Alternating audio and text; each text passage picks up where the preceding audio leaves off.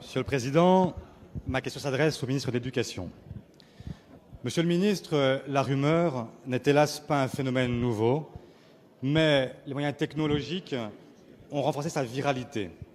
Aujourd'hui, des groupes extrémistes utilisent ce poison pour manipuler les consciences, les exciter contre des projets imaginaires, pour mieux les dresser contre le travail indispensable que vous menez pour refonder l'école.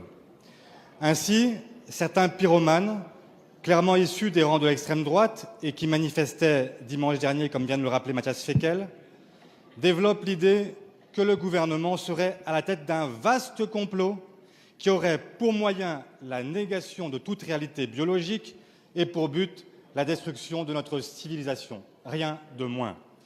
Depuis quelques jours, et singulièrement depuis hier, la rumeur s'est amplifiée dans nos écoles. Cette manipulation par voie de mail et de SMS dénonce, je cite, « l'officialisation et la généralisation de la théorie du genre auprès des enfants scolarisés ». Des SMS ont même été jusqu'à prévenir les parents de cours de masturbation chez les tout-petits. Le résultat a été de susciter artificiellement l'inquiétude des parents, dont certains ont même choisi de retirer leurs enfants de l'école. À cet égard, je regrette et je déplore que M. Copé ait choisi de relayer la rumeur en se déclarant, je le cite, « choqué par la théorie du genre », plutôt que de dénoncer l'absurdité de telles allégations.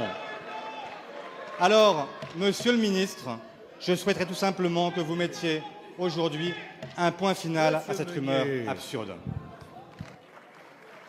La parole est à Monsieur Vincent Peillon, ministre de l'Éducation nationale, dont on écoute. Monsieur le Président, Mesdames et Messieurs les députés, Monsieur le député Olivier Faure, l'école de la République a 3 missions.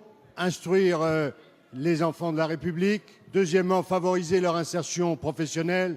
Troisièmement, transmettre les valeurs de la République. La représentation nationale l'a souhaité et elle peut en être fière dans sa diversité. À nouveau, notre devise républicaine est apposée sur tous les établissements de France. 48 000 écoles. Nos écoles sont pavoisées du drapeau français et du drapeau européen. La charte de la laïcité est présente dans les établissements, ainsi que la déclaration des droits de l'homme. Au cœur de ces valeurs, il y a l'égalité. Et cela concerne aussi l'égalité entre les hommes et les femmes. Dans notre pays, vous le savez, il y a trop d'inégalités entre les hommes et les femmes. À même niveau de responsabilité, des écarts de plus de 25% de salaire.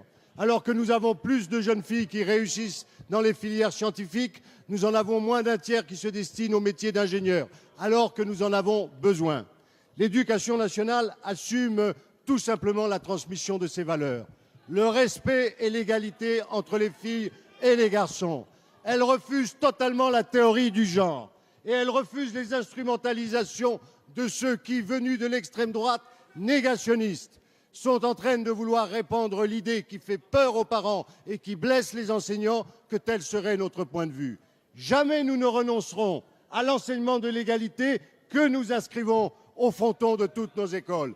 Nous lutterons et nous continuerons de le faire contre toutes les discriminations, contre le racisme, contre les inégalités. Mais je veux très solennellement rassurer tous les parents de France. N'écoutez pas ceux qui veulent semer la division et la haine dans les écoles. Ce que nous faisons, ce n'est pas la théorie du genre, je la refuse, c'est promouvoir les valeurs de la République et l'égalité entre les hommes et les femmes. Merci, Monsieur le ministre.